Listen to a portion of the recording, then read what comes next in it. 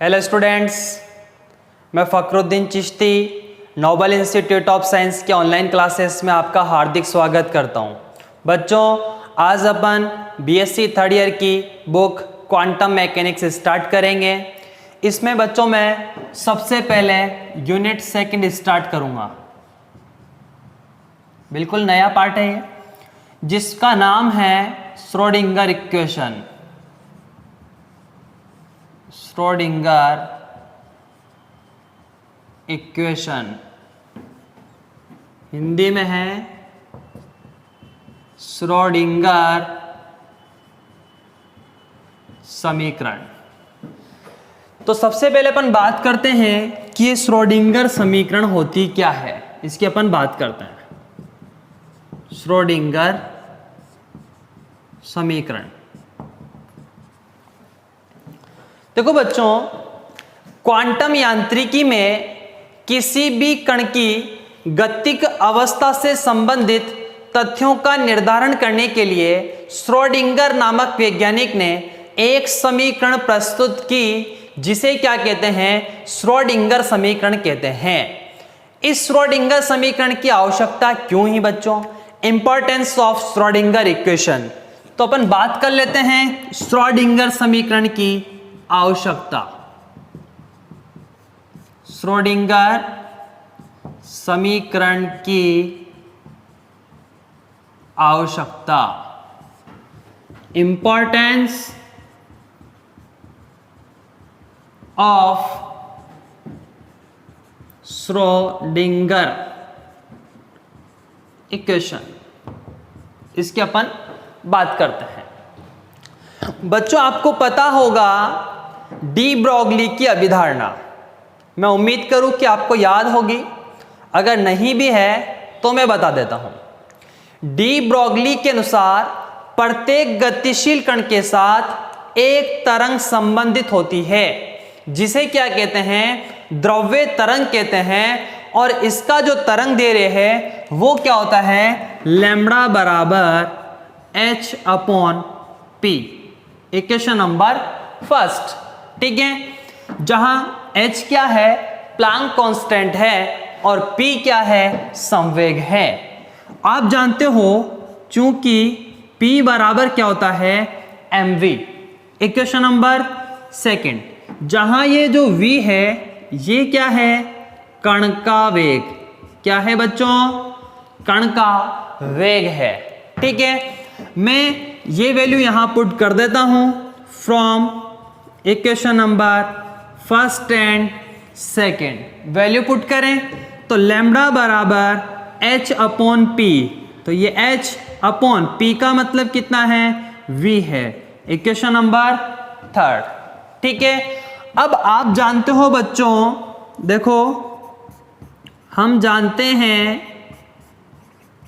कि तरंग का कला वेग, फेज वेलोसिटी कितनी होती है? Vp बराबर न्यू लैम्ब्डा। जानते हो ही आप, Vp बराबर न्यू लैम्ब्डा। आता कैसे है मैं आपको बता दूं। ये देखो, मैं यहां पर कैलकुलेट करके आपको बताता हूं इस बॉक्स में। ध्यान देना, आप जानते हो Vp बराबर कितना होता है? ओमेगा अपॉन के। तरंग का कला वेग ओमेगा कितना होता है? 2 पाई न्यू, और k कितना होता है? 2 पाई अपॉन लैम्ब्डा। 2 पाई से 2 पाई कैंसिल, तो कितना आया? New lambda. तो अपने पास तरंग का जो कला वेग है Vp बराबर कितना आ गया? New lambda. मैं इसको एक इक्वेशन कह देता हूं, ये क्या है? 4, ठीक है। तथा तरंग की कुल ऊर्जा, तरंग की कुल ऊर्जा कितनी होती है? E बराबर h न्यू। इक्वेशन नंबर 5, और Einstein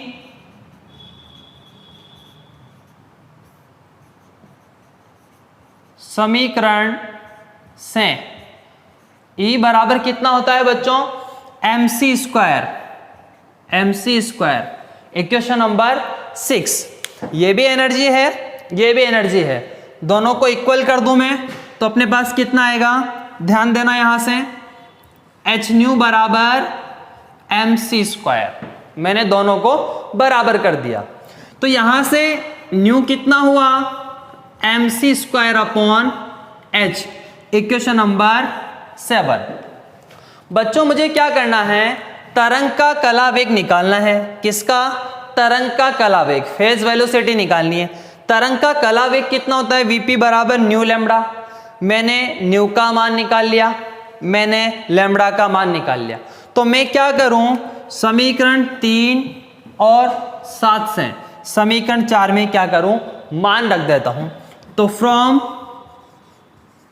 equation number 3, 4 and 7 value put करें अपन तो देखो कितना आएगा अपने पास, Vp बराबर न्यू कितना है अपने पास, mc²/लैम्बडा। ठीक है, और लैम्बडा कितना है, h अपॉन, यहां लैम्बडा नहीं है h है, ये कितना है अपने पास, h अपॉन mv। h से h कैंसिल हो गया, m से m कैंसिल हो गया, तो Vp बराबर कितना आया, c²/v। ध्यान देना, Vp क्या है, तरंग का कला वेग है, दैट मीन्स तरंग का वेग है। c प्रकाश का वेग है और v क्या है, कण का वेग है। और बच्चों आप जानते हो कि कण का वेग क्या होता है, प्रकाश के वेग से कम होता है। अभी बात करते हैं अपन, देखो इससे आगे।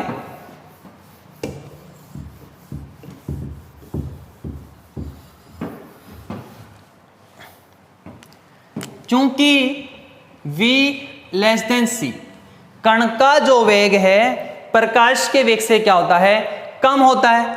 अगर v c से कम है तो फिर क्या होगा, यहां से देखो, इसलिए Vp greater than c। Vp का जो मान है c से क्या होगा, बहुत अधिक होगा। मैं इसको बोल देता हूं इक्वेशन नंबर 8 और ये आपकी कौन सी आ गई, इक्वेशन नंबर 9। देखो इस समीकरण 9 से क्या स्पष्ट हो रहा है, बात को सुनने की कोशिश करना, क्या कह रहा हूं मैं। समीकरण 9 से स्पष्ट है कि तरंग का वेग प्रकाश के वेग से अधिक होने से तरंग कण को पीछे छोड़कर आगे की दिशा में संचित हो जाएगी, जो डी ब्रोगली की अभिधारणा से संभव नहीं है। क्यों, क्योंकि डी ब्रोगली ने क्या कहा था कि प्रत्येक गतिशील कण के साथ एक तरंग संबंधित होती है जिसे द्रव्य तरंग कहते हैं। परंतु यहां तो क्या हो रहा है कि तरंग जो है कण को पीछे छोड़कर आगे की दिशा में संचित हो रही है। ठीक है, जो डी ब्रोगली की अभिधारणा से संभव नहीं है। तो फिर बच्चों यहां तो प्रॉब्लम आ गई, क्या करें इस प्रॉब्लम से बचने के लिए। तो इस प्रॉब्लम से बचने के लिए देखो श्रोडिंगर ने क्या कहा, उपरोक्त समस्या को दूर करने के लिए श्रोडिंगर ने बताया कि गतिशील कण के साथ संबंधित तरंग केवल तरंग न होकर तरंगों के अध्यारोपण के फलस्वरूप प्राप्त तरंगों का समूह है और उसके वेग को क्या कहते हैं, समूह वेग कहते हैं, ग्रुप वेलोसिटी। क्या कहा, मैं अभी वापस डायग्राम से एक्सप्लेन कर देता हूं। देखो मैं एक डायग्राम बनाता हूं।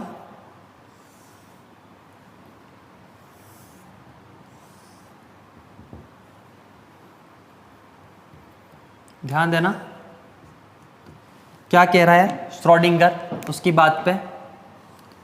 जैसे मान लो ये कोई एक तरंग संचित हो रही है इस तरह से, कोई दूसरी तरंग है ये इस तरह से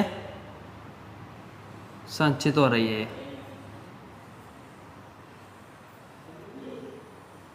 इस तरह से। ठीक है, ये दूरी कितनी है आपकी, डेल एक्स है। ये दूरी भी कितनी है, डेल एक्स है आपकी, ठीक है। और ये क्या है, तरंग समूह है, और इसका जो वेग है वो क्या है, vg है, ग्रुप वेलोसिटी।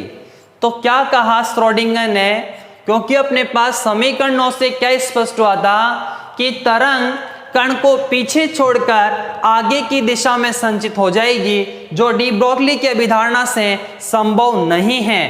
तो इस समस्या को दूर करने के लिए श्रोडिंगर नामक वैज्ञानिक ने बताया कि गतिशील कण के साथ संबंधित तरंग केवल तरंग न होकर तरंगों के अध्यारोपण के फलस्वरूप प्राप्त तरंगों का समूह है, और इसके वेग को क्या कहते हैं, समूह वेग कहते हैं, ग्रुप वेलोसिटी। और उसको किससे प्रदर्शित करते हैं, vg से। तो देखो बच्चों, आपने पढ़ा होगा समूह वेग vg बराबर कितना होता है, d ओमेगा अपॉन dk, ठीक है। vg बराबर d ओमेगा, ओमेगा कितना होता है बच्चों, 2 पाई न्यू अपॉन डी के का मतलब कितना, 2 पाई अपॉन लैम्बडा। 2 पाई से 2 पाई कैंसिल हो गया, कितना बचा अपने पास, vg बराबर D new upon D 1 upon lambda, ठीक है। यहां से देखो vg बराबर d, मैं ऊपर नीचे h से इंटू कर देता हूं, कर दूं, ये मैंने ऊपर नीचे h से गुणा भाग कर दिया। देखो vg बराबर ये h न्यू क्या है, e, तो वैल्यू पुट करें de upon d h upon lambda क्या होता है, p। तो vg बराबर कितना है आपके पास, de अपॉन dp। इंपॉर्टेंट है ये रिलेशन, सुनो। आप जानते हो E बराबर h न्यू, डी ब्रोगली तरंग दे रही थी लैम्बडा बराबर h अपॉन p, तो यहां से आपने p निकाल लिया कितना, h upon lambda. h upon lambda क्या है, p है। अब देखो हम जानते हैं जो काइनेटिक एनर्जी है मूविंग पार्टिकल, वो कितनी होती है, काइनेटिक एनर्जी जिसको आप E से प्रदर्शित करते हो, E लिख देता हूं मैं, वो क्या होती है, p स्क्वायर अपॉन 2m। कितनी होती है, p स्क्वायर अपॉन 2m, क्योंकि आपके पास जो गतिज ऊर्जा है वो 1/2 mv स्क्वायर होती है। अगर आप उसको ऊपर नीचे इंटू कर दोगे, देखो यहां इस तरह से 1/2 mv स्क्वायर, ऊपर नीचे अपन m से गुणा भाग कर दें, तो यहाँ क्या आएगा, 1/2 ये mv square v square upon m, तो ये 1/2, ये m स्क्वायर v स्क्वायर है, तो ये p स्क्वायर अपॉन m। तो मैंने क्या लिखा, E बराबर p स्क्वायर अपॉन 2m। इस तरह से आप इसको कैलकुलेट कर सकते हो। तो E बराबर कितना, p स्क्वायर अपॉन 2m है। तो यहां पर आप देखो, मैं वैल्यू पुट कर देता हूं, इसको अपन कहते हैं समीकरण 10, और ये आपकी क्या है, 11। मैं इसमें मान रखता हूं from equation number 10 and 11, value put करते हैं और देखते हैं क्या आता है अपने पास।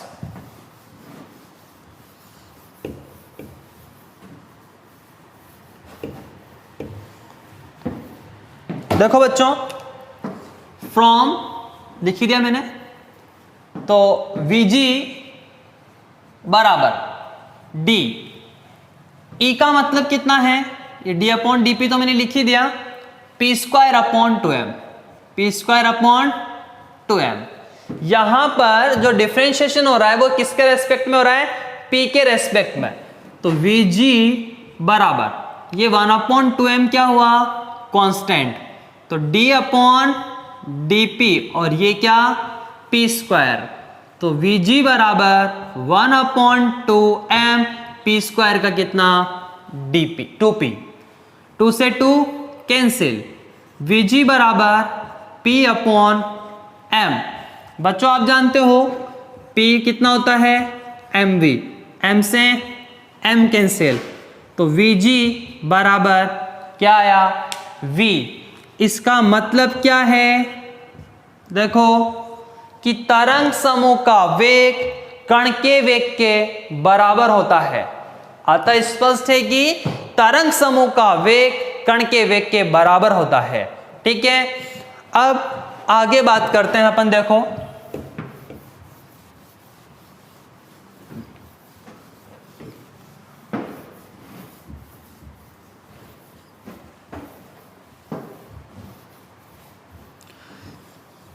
देखो बच्चों, तरंग समूह के व्यवहार को प्रदर्शित करने के लिए श्रोडिंगर ने एक तरंग फलन साई परिभाषित किया।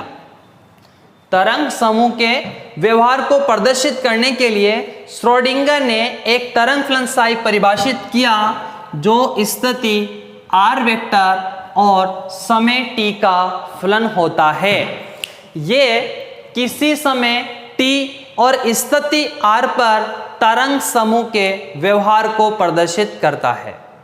ठीक है, अब बच्चों अपन बात करते हैं श्रोडिंगर समीकरण के गुण। तो टॉपिक है आपका नेक्स्ट श्रोडिंगर समीकरण के गुण। बच्चों पहला गुण यह है कि श्रोडिंगर समीकरण एक रैखिक समीकरण होनी चाहिए, लीनियर इक्वेशन, ताकि उसके समस्त हलों को अध्यारोपित किया जा सके। दूसरा पॉइंट यह है कि श्रोडिंगर समीकरण में, या यूं बोलूं मैं कि श्रोडिंगर समीकरण के गुणांकों में चर m, दूसरा पॉइंट है चर m, q, h क्रॉस हो सकते हैं, परंतु गतिक चर e और p नहीं होना चाहिए। देखो दो पॉइंट बोले मैंने। पहला क्या था कि श्रोडिंगर समीकरण के गुणांकों में चर m, q, h क्रॉस हो सकते हैं, परंतु गतिक चर e और p नहीं होने चाहिए। इस बात को समझते हैं अपन कि किस तरह की श्रोडिंगर समीकरण होनी चाहिए। मैं किसी एग्जाम्पल से आपको समझाता हूं इस बात को। मैंने एक एग्जाम्पल लिया, del 2 psi upon del t square बराबर gamma del 2 psi upon del x square. ये कोई एक समीकरण है, मुझे ये चेक करना है कि ये श्रोडिंगर समीकरण हो सकती है या नहीं। ठीक है, इसको अपन चेक करते हैं। यहां पर देखो जो साई है वो कितना है, साई 0 e की पावर आयोटा के x माइनस ओमेगा टी। तो अपन क्या करें बच्चों, यहां पर del 2 psi upon del t square है, इसका 2 बार t के सापेक्ष अवकलन करेंगे, अपने पास मान आ जाएगा। फिर del 2 psi upon del x square है, इसका भी मैं क्या करूंगा, 2 बार x के सापेक्ष अवकलन करूंगा, यहां इसका मान अपन निकाल लेंगे।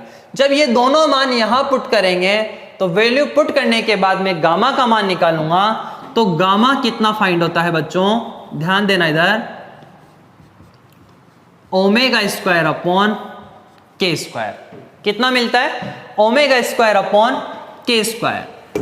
आप जानते हो E बराबर कितना होता है, H क्रॉस ओमेगा। जानते हो क्या, अभी बताऊंगा मैं कैसे आया। तो ओमेगा कितना, E अपॉन H क्रॉस। अब इसकी बाद में बात कर लूंगा मैं कि E बराबर H क्रॉस ओमेगा मैंने कैसे लिख। ऐसे ही P बराबर कितना होता है, H क्रॉस K। तो यहां से K कितना होगा बच्चों, P अपॉन H क्रॉस।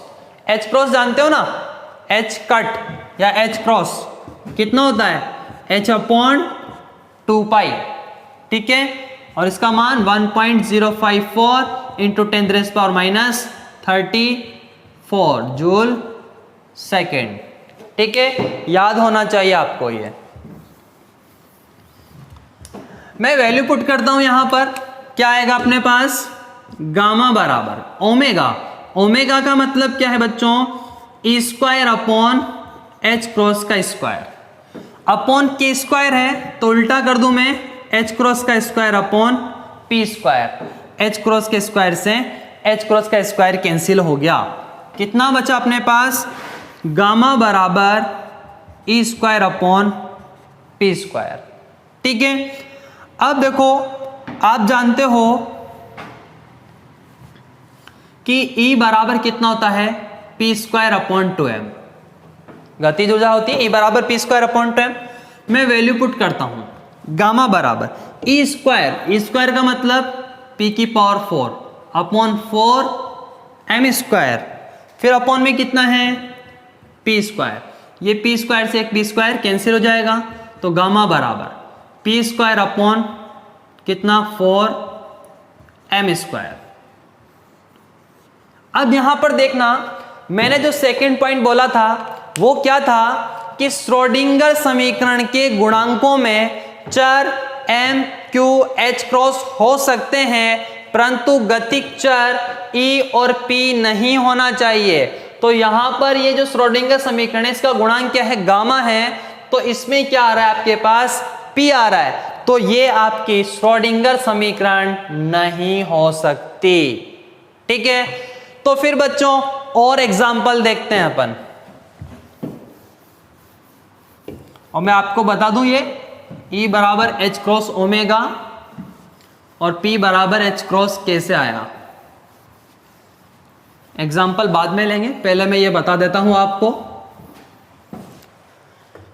बच्चों आप जानते हो K बराबर 2π अपॉन लैम्बडा होता है, याद है, तो लैम्बडा कितना होगा 2π अपॉन K, और आप जानते हो P बराबर कितना है h अपॉन लैम्बडा, यही लैम्बडा बराबर h अपॉन पी से, तो P बराबर h अपॉन लैम्बडा मतलब 2π अपॉन के ऊपर चला गया, और ये h अपॉन 2π ये कितना होता है h कट या h क्रॉस, तो आपके पास क्या आ गया P बराबर h क्रॉस k।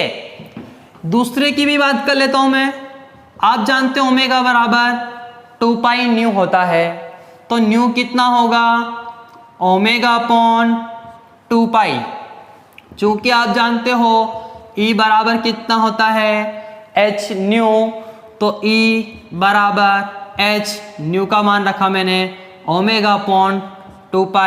बच्चों h अपॉन 2π क्या लिखोगे, h कट या h क्रॉस, तो E बराबर कितना आ गया h क्रॉस ओमेगा।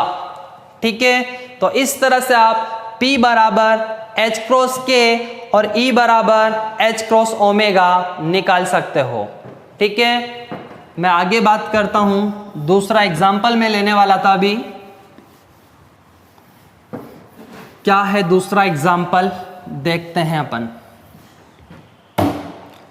बच्चों दूसरा एग्जाम्पल मैंने लिया है del psi upon del t बराबर gamma del 2 psi upon del x square. ये एग्जाम्पल अपन लेते हैं और चेक करते हैं कि क्या रिजल्ट आता है। मैंने आपसे क्या कहा कि यहाँ साई कितना है, साई नॉट ई की पावर आइटा के एक्स माइनस ओमेगा टी। ठीक है, तो यहाँ पर एक बार तो t के सापेक्ष अवकलन करेंगे और यहाँ दो बार x के सापेक्ष अवकलन करेंगे, तो गामा कितना मिलेगा अपन को, आयोटा ओमेगा अपॉन के स्क्वायर। आप कैलकुलेट कर सकते हो, इतनी तो मैं उम्मीद करूँ आपसे। तो यहाँ से देखना, चूंकि E बराबर कितना है h क्रॉस ओमेगा, तो ओमेगा कितना E अपॉन h क्रॉस, वही P बराबर कितना h क्रॉस k, तो यहाँ से k कितना P अपॉन h क्रॉस। ये वैल्यू अपन यहाँ पुट कर देते हैं, तो गामा बराबर आयोटा ओमेगा, ओमेगा का मतलब E अपॉन h क्रॉस।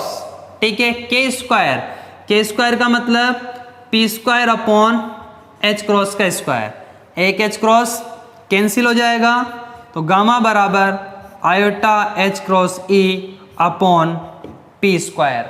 ठीक है, यहां लिखता हूं अब मैं गामा बराबर, आप जानते हो, पहले मैं यहां लिखता हूं ई बराबर पी स्क्वायर अपॉन 2m, तो आयोटा एच क्रॉस ये पी स्क्वायर अपॉन 2m और अपॉन में पहले ही क्या है पी स्क्वायर है, तो ये कैंसिल, गामा बराबर iota H cross upon 2m। ठीक है, तो देखते हैं जो अपन ने सेकंड पॉइंट बोला था उससे क्या रिलेशन आ रहा है अपने पास। मैंने क्या कहा था कि श्रोडिंगर समीकरण के गुणांकों में चर m, q, h क्रॉस हो सकते हैं परंतु गतिक चर e और p नहीं होना चाहिए। तो इसमें e और p नहीं है, इसका मतलब ये श्रोडिंगर समीकरण हो सकती है। ठीक है बच्चों, ओके।